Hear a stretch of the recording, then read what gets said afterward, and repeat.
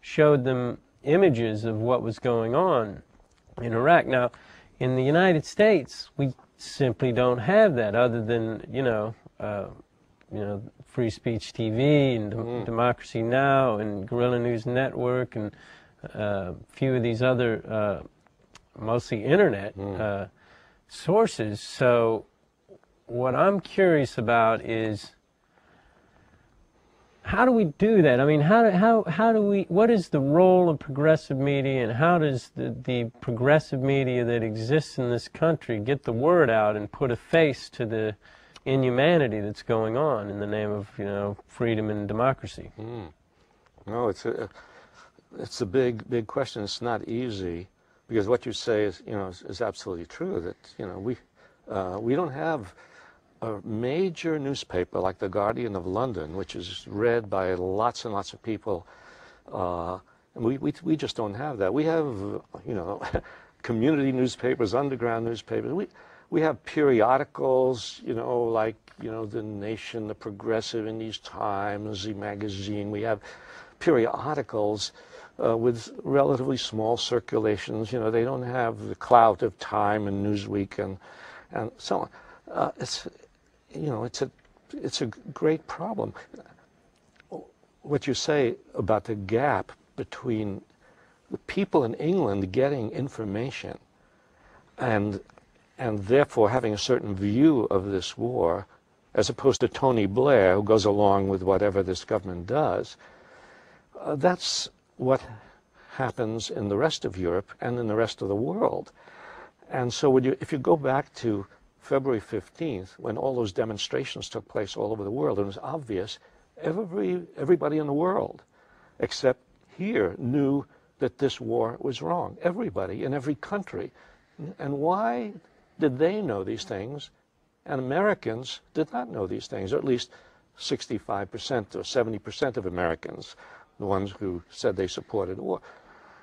The one reason I can think of is the one you talked about, and that is those people out there, they're not watching CNN. They're not watching Fox News. They have alternative sources of information. So that suggests that, our job is, how do we get information to people? And so we have these, we have this alternative radio, alternative cable networks. We have, I don't know, this thing that we are on now, right? Or neighborhood news network, right? This community access cable. We have stations like this around the country, which are reaching people. We have Democracy Now! We have Pacifica stations, 4 or 5 Pacifica stations around the country. We have alternative radio out of Boulder, Colorado, with this guy David Barsamian. He records these very good things that are being said, a speech, and he puts them on a satellite, and he sends them to radio stations around the country, and a bunch of them pick them up. So there's no magic way to solve the problem of a dominated, controlled media. It's just a matter of being persistent and constantly expanding your listenership and your radioship. I like that. And constantly expanding that, and having a kind of faith that if you just persist in telling people the truth, persist in giving people information that they don't have, that it will make its way, because that's what happened during the Vietnam War, where also, the major media during the Vietnam War supported the war. They did not lead the charge against the war. They came in late. The movement Right, but they did respond when people came out and protested. Exactly. Whereas when people were protesting in this country, they didn't really, there was hardly any mention of it. It's more controlled today. It's true. It's more controlled today than it was then. But the process that went on then, I think, can still go on today. And the process that went on then was that more and more information got out to people about what was happening in Vietnam. And as more and more information got out to them, as they learned about the My Lai massacre, they learned about what was happening over there, and they turned against the war. And I think, I don't know, don't you see this already happening now? Don't you see, I mean, you look at even the New York Times reports, front page, Bush support slipping, like it's going below the 50% mark. And that's been going steadily down for the last few months. And don't you feel that there's a way in which more and more people in this country are beginning to catch on to what is happening? Well, I think you're right, but I think they're also kind of catching on to, like, for example, the stuff about Joe Wilson and the fact that they haven't found weapons of mass destruction, which really puzzles me, you know? Like, these guys are pretty smart, let's face it, you know? I may not agree with them, but they're very smart, very the Wolfowitz, Rumsfeld, Bush, Richard Pearl, you know, these are smart men. Nobody thought to, like, plant some weapons of mass destruction over there. I know. And you know, I'm sure it'll happen before October of next year. I mean, within a year, we're going to find them, I promise. The big lie behind all the weapons of mass destruction, the big lie was that Iraq was an imminent threat to the United States, and therefore, you know, we had to go to war. In fact, it's interesting the way Bush responded to this new report that just came out by this government team that investigated for 3 months and can't find any weapons of mass destruction. Well, Bush and his advisors, I assume it's his advisors rather than Bush, right?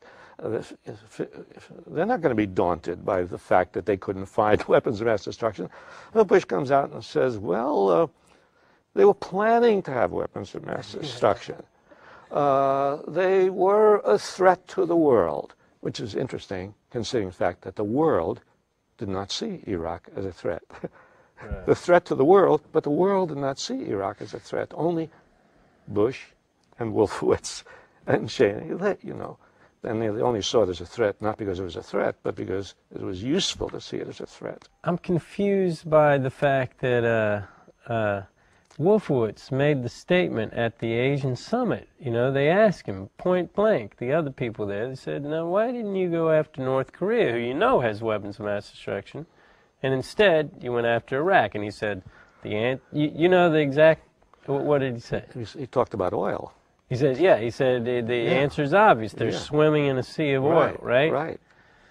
So he admits that it's an oil war. Yeah. And Wolfowitz also made the admission that the weapons of mass destruction thing was the thing they all kind of thought about and came up with as the best thing to rally the troops, not that it was real. Right. To rally the troops, meaning rally the people behind, you know, because everybody's afraid of a nuclear bomb. He made those two admissions. They appeared everywhere around the world, everywhere, and they still did not appear. You never hear that in the mainstream media. Now, so I think that the mainstream media here, like, for example, Nazi Germany back in the 30s, you know, and Hitler's rise, there's no way that Hitler could have done what he did without the influence of the media. And I feel now that the media here has complicity in genocide and in this perpetuation of the war on terrorism. So I don't know. I mean, I don't know what you think. Yeah, but it's interesting. Yeah, that Wolfowitz and sometimes Pearl and sometimes they will make statements which tell the truth. Yes, it's oil. No, it isn't, as you say, weapons of mass destruction. He said it was something like, oh, it was a bureaucratic decision or something like that. It wasn't real. It wasn't really weapons of mass destruction. They make these statements, and you say, as you say, they're reported around the world. They're not reported in the American media. They're not played up in the American media. They're sort of, very often you have to look in the inside pages, or they're buried in the lower paragraphs of stories, or they don't appear at all. But that's our job. Our job is to look for these things. I think reading the foreign press is very important. You know, it's like, and the internet now,